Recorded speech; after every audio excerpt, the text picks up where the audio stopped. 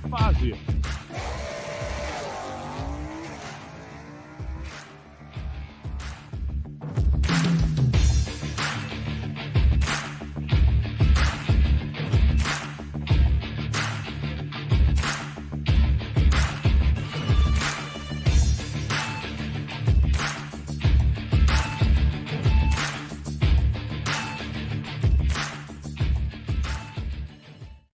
Hello, welcome to Driver Interviews with Bobby Fazio. I am Bobby Fazio. Today is Tuesday, February 14th, 2023. It's Valentine's Day.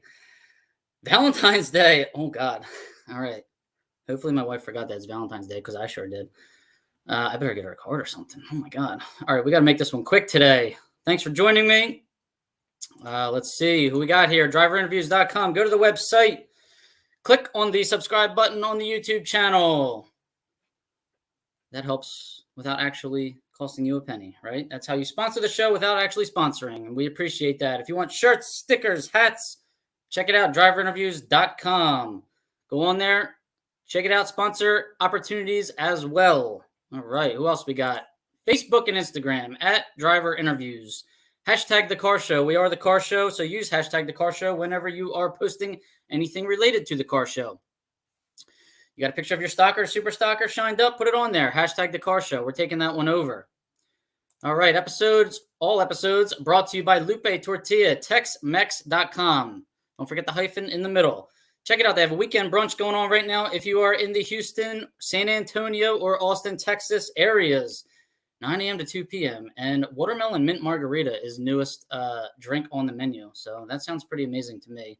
Next time I'm in that area. I really wish there was a Houston National going on down there. I was looking forward to going there. Was never able to get to that track. So I guess it's not going to happen for me now. Draginsights.com. Check out your stats. Check out your opponent's stats. Sign up for contingency. All right, $50 for the year as a premium member. Free membership, you can check out your own stats. All you need is an email address. Get in there, log in, check it out. Rob Youngblood, advancedclutches.com. Go to advancedclutches.com. Talk to Rob Youngblood if you are a stick shift racer or are planning on doing so. Okay, you got a question about counterweight? You got a question about lighting up a flywheel? That's your guy. Check him out. Don Kennedy Race Car Insurance, 602-284-6240. All policies written through Haggerty Insurance. So if you have a classic car, if you got a race car, you got a trailer, hit up Don Kennedy. Policies start at $180 per year for a race car. CP Carrillo Pistons, hit up my buddy Nick Diaz. His address is nick@cpcarrillo.com. Don't forget the hyphen. Don't forget 2 R's, 2 L's in CP Carrillo. And Total Seal Piston Rings. Hope you all checked out the tech episode, 2 tech episodes now with Lake Speed. Very knowledgeable guy and lots to be learned from said episodes. Lake at TotalSeal.com if you have a question for him. Or Keith Jones. He's another knowledgeable fella over there at Total Seal. Steven, how you doing, sir? Good to see you. Good to see you. Greg Scott, how you doing? Thanks for joining.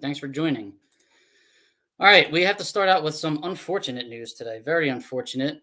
A standout racer in Division 1, Frank Aragon, has passed away far too young. Born in 1969, so Frank about 53 years old. A comp eliminator standout, multi-time world champion. He also would race stock eliminator occasionally, super comp. He would race pretty much everything, and he won in pretty much everything.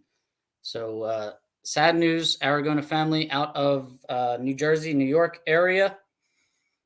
And I don't know what to say. Actually, this picture right here that I'm posting, he won the Nationals at Maple Grove in 2021.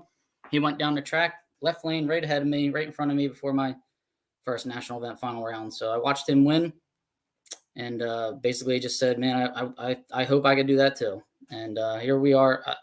I pulled up behind him in the winner's circle there, and I just can't believe that he's not with us anymore. So Frank Aragon, rest in peace, and prayers for the Aragon family. His 2 kids gave a nice speech at the NHRA Division I banquet in Hershey, Pennsylvania, and just a few days before he passed away, and it was heartfelt and really gut-wrenching, to be honest with you. So rest in peace, Frank Aragon. All right, so Super Bowl, the Eagles lost. on a last-second field goal by the Kansas City Chiefs. So I'm a little sad about that. However, racing season has begun. Daytona 500 is coming up. I don't watch a whole lot of NASCAR, but I wanted to see who out there checked out that Clash at the Coliseum out at USC, where they pack a little NASCAR track inside of the football stadium. I think that's pretty amazing and a marketing genius move. And it's got me and my uncle actually thinking NHRA should probably do something like that.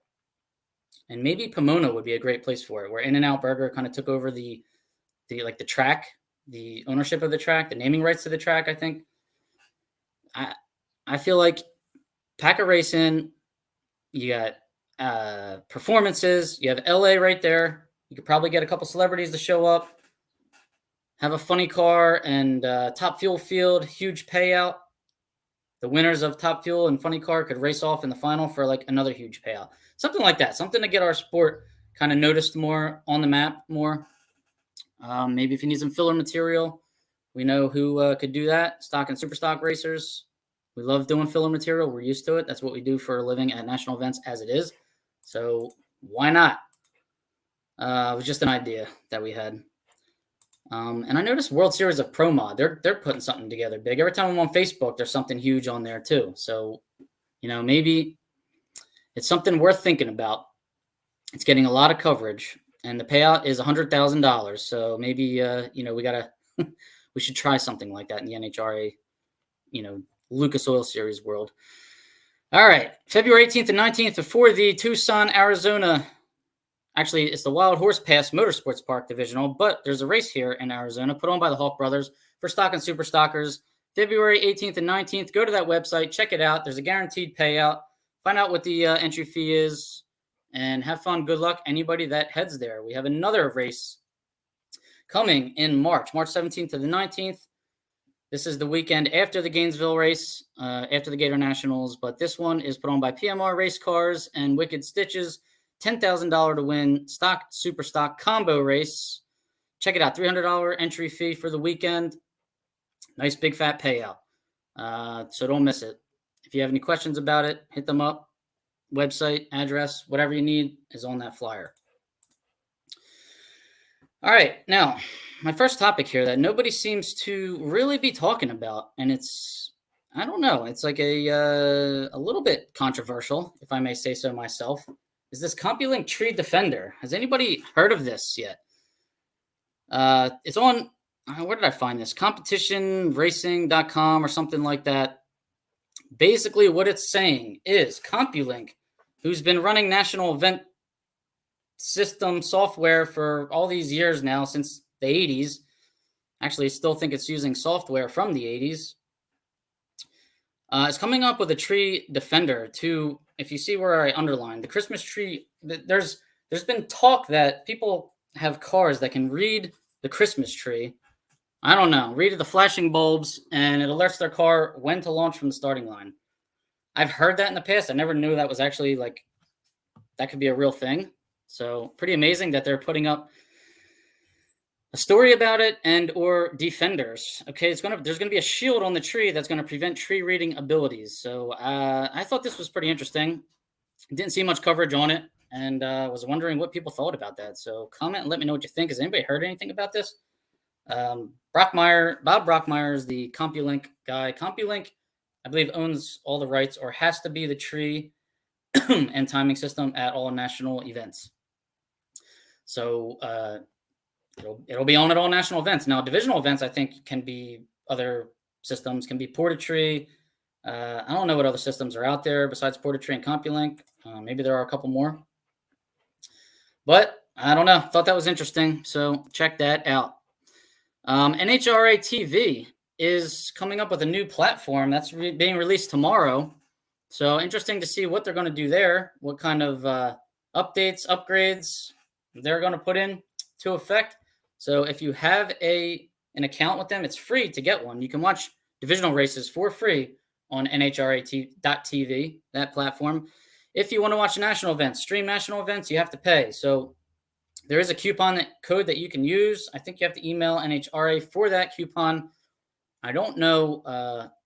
I don't know who you're supposed to email for that, but look into it. Ask and find out. Maybe somebody can comment and see who handles that. But I've been seeing online that you can get it's instead of $150 a year, you can get it for like 120, and you get 12 months of national events. Now it looks like they're streaming divisional events on YouTube for us to watch. So hopefully we'll keep being able to watch divisionals for free. I think we will. I think sponsors pay for that.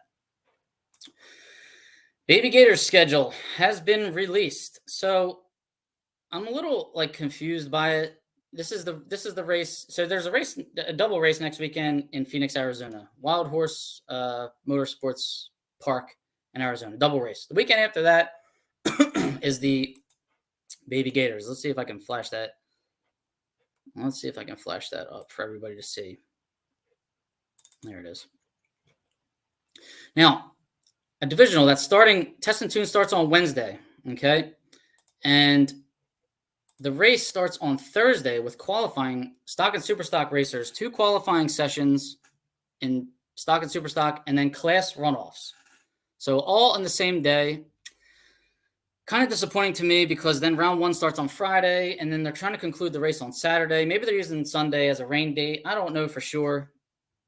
But I'm flying in Thursday. I wanted to cover the race. I wanted to get video footage. I wanted to interview people in the lanes, for qualifying. And then I was hoping to have a full day of interviewing people for class on Friday. I thought the class would be on Friday. Then I thought the race would be on Saturday, and if needed to complete Sunday. I wasn't expecting this kind of a schedule, and I saw people a little bit upset on Facebook about this because people are saying, I got to work. I can't get there, to a divisional on Thursday. It's hard enough. The Gator Nationals the following weekend starts on Thursday also, but now divisionals are starting on Thursday. I saw, people saying it's bad enough that we have to run class at this event and not at the actual Gator Nationals. And we're running class at a divisional on Thursday. I don't think that's good for stock and super stock. I don't think it helps us promote our brand of racing to anybody. So, I just, I don't know. It makes me a little sad that, we're trying to promote stock and super stock. And I just feel like it's still a step back, in the wrong direction. But hope to see everybody there. And, good luck to anybody that heads there. I will see. I'll be getting there Thursday afternoon. So hopefully I can catch a couple rounds of class, whatever's left. They're offering a 25% discount with the code. Okay, hold on. There we go. Nancy Wheeler is the contact at NHRA for the discount. So anybody that wants the NHRA TV discount, hit up Nancy Wheeler. I don't know her email address if somebody has it or if it's easy to find on the NHRA website. You can check that out. Save yourself a couple bucks. Get a year's worth of NHRA TV. All right, I saw something else slightly controversial on Facebook/Class Racer. Jeff Longany won the Orlando Divisional in Stock Eliminator. And I read that he doesn't have the decals stuck, the actual stickers on the car. He's got a designed wrap that I guess goes around the bottom of the car. I flashed this picture up last week of him doing a wheelie, and I'm trying to remember or see if he has, I don't know. It looked like he had regular stickers. I didn't even realize that there was a wrap on there. I don't have the picture here to post up, but if anybody wants to comment and show us the picture, he had the decals on there, but I guess they weren't the right size, NHRA was saying, so he's not getting paid by the manufacturers. Well, NHRA is not signing off to the manufacturers to say that he could get paid. So that was a little interesting, to say the least. Is that for every single decal, or was that just for select few decals? Anybody that knows something there, comment and let me know. But I know people were complaining about the contingency sponsors. I know people were complaining about NHRA there. That's a tough one because they stipulate these rules that the decals have to be certain size. They have to be on the left and right side of the car. You got to be able to see them from sides of the car. I guess. So they stipulate some manufacturers you have to sign up for online. I know with Ford, we always had to sign up every year on the website that they had, like fordperformance.com or whatever. So there are stipulations when it comes to the decals, and there are stipulations when it comes to the decal size. So my advice to Jeff is reach out to those manufacturers on your own. Just write them an email and say, look, I have the decals on there, and whatever. I'm sorry that if they weren't large enough for you, and just maybe maybe they'll reach back out and pay you. I don't know, but I would say it's worth it if you really care about getting that money. I would say go after it. Doesn't have the official decals on the car. The decals are in the wrap and produced as it was explained. So are the was it? I've seen cars that have like a mono color, like grayed out decals everywhere, and I've always wondered if they would get paid. Was this a situation where the color wasn't right on the decals, or is this a situation where the decals were just too small? So I would like to know a little bit more about this situation. But like I said, my advice to Jeff is just reach out to those manufacturers if you really care about getting that money. I know I would really care about getting that money, and just see what you can get. See what you can get. Reduce size. All right. I don't know. I guess they were small enough that the tech official noticed. So it's that's a tough call. I don't know if I've ever seen that Corvette in person before. I'm sure actually I have. He was at the Nationals a couple years ago. So maybe I have. I just never noticed. And that's not good. That means I'm not looking at decals on cars. And we want people to be looking at decals on cars. That's how we get paid, right? All right. Reach out to him, Jeff. Reach out and see what you can find. See what you can get. All right. Today's a short one because it's Valentine's Day and I got to get out of here. I got to go get a card. But I did want to address last week. Well, the last 3 weeks, we'll say. Okay. So last week in my episode, I used some poor choice of words last week. Absolutely. And I will admit, I got a couple text messages from people that were upset with what I said last week. I was trying to make a point and it was distasteful on my part. What I said, I was trying to make a point about the blockers and the blinders issue, which I've been kind of covering for weeks now. It's a hot topic. I mean, I have to. But what I was trying to point out was they raced in Orlando and somebody chimed in and said that due to red lights and bad lights, NHRA was going to revisit the blinder rule. Okay. And I thought it was comical because a rule what I was trying to say is a rule that was could have been revisited due to common sense for the last month. It took people complaining that they were going red and not cutting good lights for the rule to get revisited. And this is an opinion show, guys. I give opinions on this show. I don't work for NHRA. I don't make rules. I don't email NHRA about rules. The only thing I've ever emailed NHRA about for the last 3 years was, hey, can we run class eliminations on Friday in front of the crowd? Okay. I got accused of having an agenda. You guys all know my agenda. I say it every week. It's to promote stock and super stock. It's to get out in front of the crowd more. It's to try and get some more TV time. Try and get money for winning class. Try and get more sponsors to join the contingency program. That's my agenda. If you want to call that an agenda, that's my agenda, okay? It helps all of us. Rules, whenever I'm giving opinions on rules, that's all they are. They're opinions, okay? Have I been poking fun at this topic the last 3 weeks? Yes, I have. Absolutely. Okay, it's a hot topic. This is an opinion show. That's the way this works. This is 80% me trying to promote stock and super stock, but 20% entertainment. You guys, come on, you got to remember that. Anybody that knows my character, anybody that's ever met me in person, you guys know how it's. I don't insult a whole group of racers and say that they suck, okay? Me, of all people, I don't tell anybody at the racetrack that they suck. Got it? All right? So, yes, I use trigger words on a show that's got to generate views. All right. So for that, I apologize if the trigger words are offensive. Last week, it was distasteful. I'm always saying to you guys, look, we got to approach NHRA with class and finesse and this and that. And I was anything but last week. So for that, I do apologize. And, guys, this is new to me too. I'm kind of in character on this show, and sometimes this show character overtakes my real character, and that's just the way, that's the way I am. I'm just trying to give us something here to get us through the boring off season. Racing's about to start. That's why the show was created. It's just entertainment for us to get through the off season. All right. I invite you to watch all my episodes though leading up. Okay, about the blinders. You literally for 3 weeks I've been saying, hey, flip the thing down when you race. Flip it up when we're done. This is common sense. Leave that 4x8, because if you guys watch 4 weeks ago, it even starts. I posted on Facebook. I didn't know that it wasn't a rule already, and that's where I was confused. I said this is not a big deal, and I was poking fun at this because I thought it was a rule. Like I thought it was a rule that nobody really cared about. Like a rule like your letters have to be like 6 inches on your window. Or when I first started racing in my first national, I had my car number. I had a 3 handwritten, with the shoe polish. And they said, you're not allowed to do that. It's got to be a sticker. I had to go find a sticker, cut a sticker, whatever. Like one of those rules. Like I just thought it was like a rule, but who cares?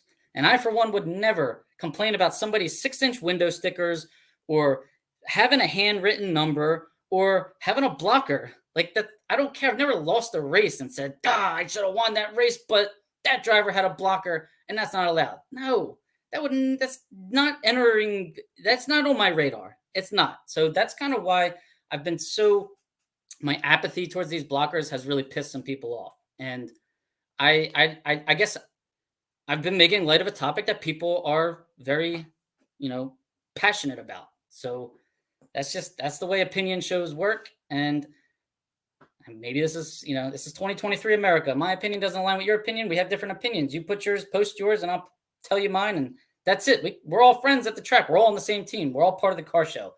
All right. But the whole, send me a mean message about, my opinion is different than yours. All right. This is not the way that opinions work. All right, guys.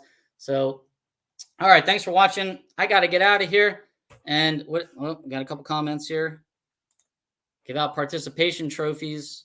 No. For what? Just give out participation trophies.